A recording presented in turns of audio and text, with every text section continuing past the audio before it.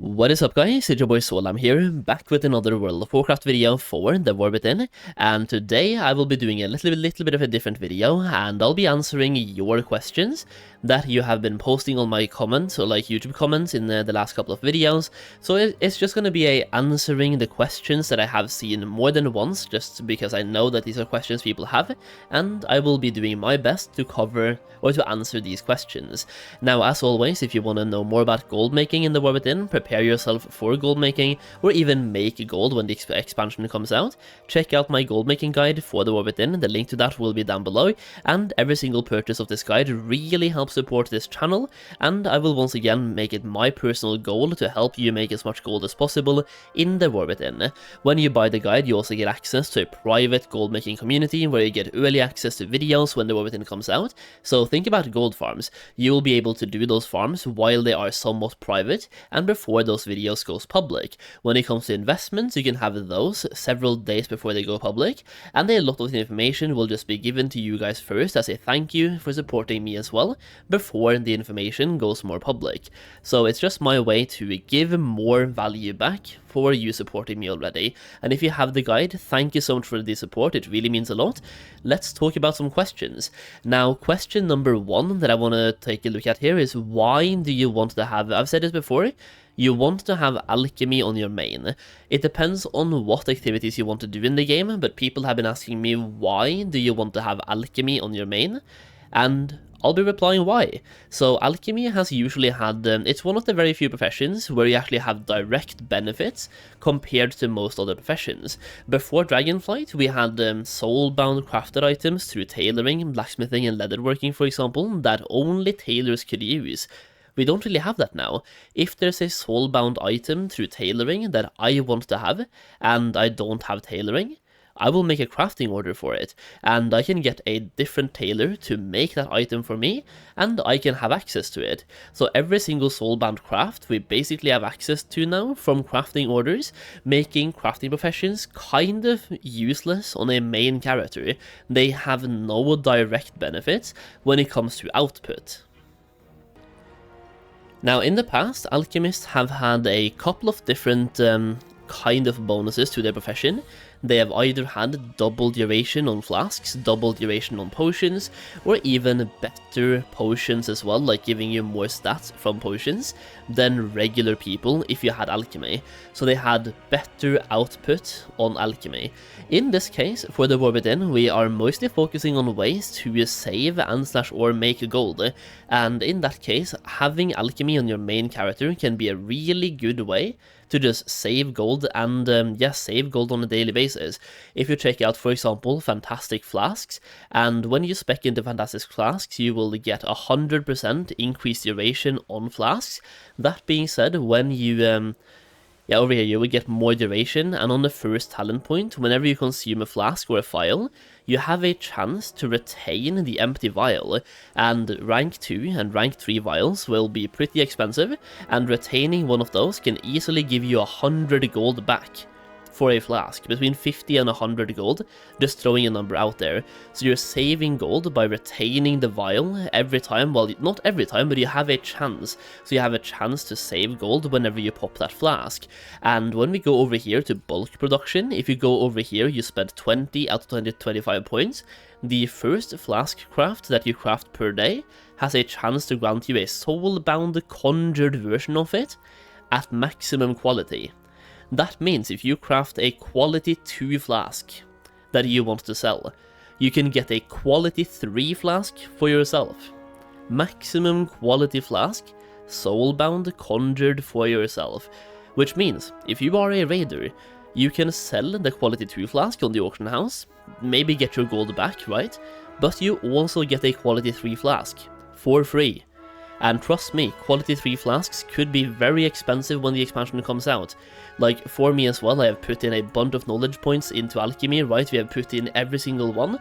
More than 600 knowledge points, or 556 knowledge points we have put into alchemy, or something like that.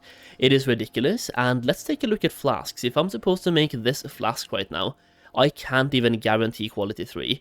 Granted, I am lacking tools and accessories, but I'm still lacking 40 skill points, so I have to spend 175 concentration to make this one at quality 3. That being said, because I make this right now and I have the knowledge point that I already have, I make a soulbound version. And once again, going to my bags, if I can go to my bags right now and find it, because my bags are super messy, we did get a quality 3 flask. And just to make it even simpler for myself, I'm just going to remove my web camera real quick, taking a look at the chat. As you can see, we got a quality 3 flask for free. At the moment, this one is not soulbound, by the way, but they're supposed to be. So we got a soulbound quality 3 flask for free when crafting the regular quality 2. So in this case, we would sell the quality 2, hopefully get our gold back, maybe make a profit as well, and we have a quality 3 that we can then use for ourselves. Now for potions, you have basically the same, going over the potent potions. When you learn this, whenever you consume a potion, you have a chance to retain the empty vial. So once again, you can get the vial after you consume a potion, which if it's a quality 2 or quality 3, you save quite a bit of gold. If it's quality 1, that's kind of trash and you save basically nothing, but quality 2 and quality 3 is where the real gold is. That being said, when you put in 20 out of 25 into bulk production, you will now have this one. The first potion you craft per day will give you 5 soulbound conjured copies at maximum quality. That is 5 quality 3 potions for free every single day, if you have alchemy. Now, where this kind of... that's a lot of benefits, for sure. But it's only really economical benefits. You are saving yourself gold. So you have to compare that benefit to, for example, having tailoring on your main and looting more cloth. So it depends on the content you do. If you're mainly doing raids, for example, getting those free flasks and potions will be absolutely crucial. You will save so much gold, especially on those potions. Getting quality 3 potions and quality 3 flasks for free is absolute deal breaker, especially if you're doing raids. On the other hand, if you're not raiding at all and all you're doing is spamming delves and dungeons, maybe you're better off doing tailoring for textile treasures to get additional cloth from the mobs you loot, or maybe you even want to have enchanting, so that when you swap out epic gear from, let's say, Mythic Plus, when you get a upgrade from Mythic Plus, you can disenchant your old item, which in this case, let's say it's an epic, now you get crystals, and you can spec into getting more crystals back as well, so you can just disenchant all the gear and get gold back that way. Now, for me, on my main, I'm probably gonna have alchemy plus enchanting, instead of having a farming profession, for example, like tailoring, because I don't think I'll be killing enough humanoids, no matter the content that I do, to make this valuable. Like, there's gonna be so many better ways to farm cloth anyway, like in the open world, 2x4 farming, having a group specifically aimed at farming cloth in a 2x4 farm with tailoring will be such a good way to get cloth, that I don't think having tailoring on your main makes any sense whatsoever, but enchanting makes sense, because now whenever you either loot an upgrade, you can disenchant your old item, or if you loot something you don't need, you can disenchant that as well. So you just get way more crystals that you can disenchant and either put into enchants or sell on the auction house. And alchemy, once again, you get potions and flasks for free every single day. Now, another question that I have received a couple of times is, this one has to do with enchanting, and if you farmed gold in Dragonflight, this is probably a question you might have as well. What happened to the items where you could, like the spec, it's called ephemerals or something like that, not ephemerals, but Insight of the Blue.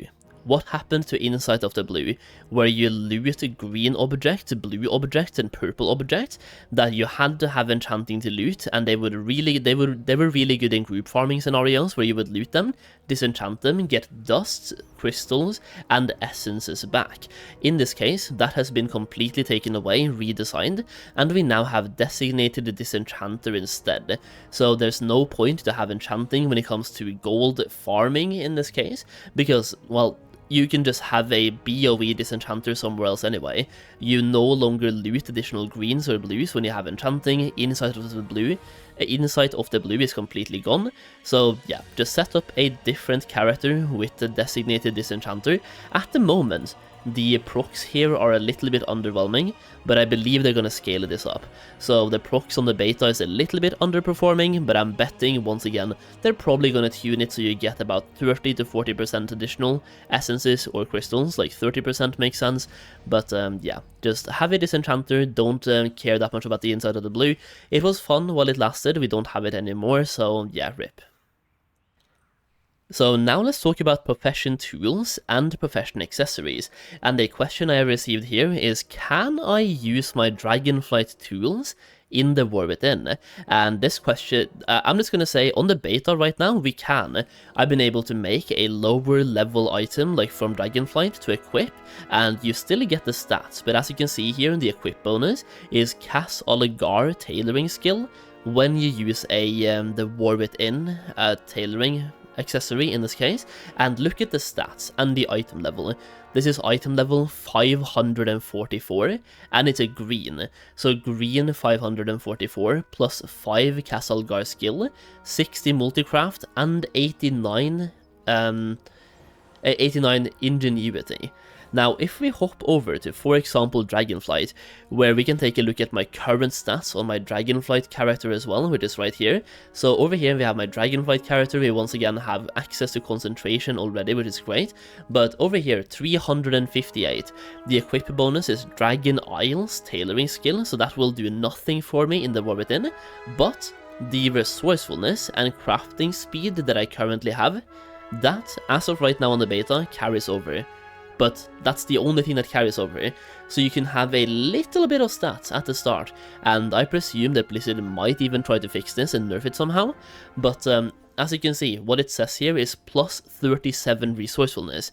It never specifies 37 resourcefulness in Dragon Isles tailoring, it just gives you those stats, and it's kind of like critical strike. It's a secondary stat, it's a stat on your character that you will have based on the items you have here and the enchants that you have as well. It's stats that you're gonna have. It's like critical strike, haste, mastery, and versatility. So as of right now, they do actually work on the beta as well by copying these over. That might be fixed any day, by the way, might even be fixed before the video comes out. It really shouldn't be though, so you should just be able to copy a character and try it out, or even go back in time, like go back to the Dragon Isles on the beta like I did and farm those materials, then craft an item. It is, it's a bit of a process, but yeah. As of right now, you can use them, but if you look at the item level and the stats that they give you, it's barely even a boost.